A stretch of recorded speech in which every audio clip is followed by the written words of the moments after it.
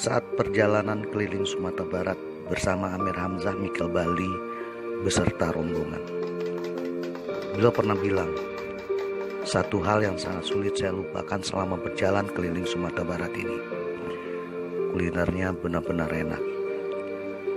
Apapun yang dimasak oleh orang Minang, hasil akhirnya pasti enak.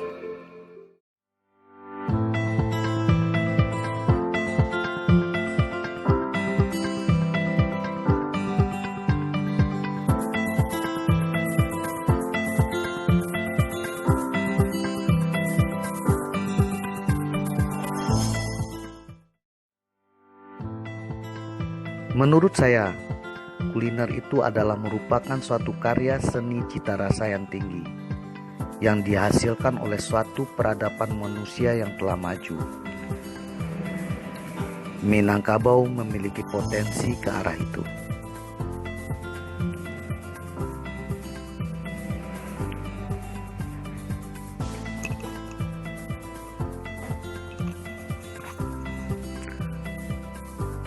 Dengan bahan yang cukup sederhana, masyarakat Minang itu mampu membuat kuliner yang lezat-lezat.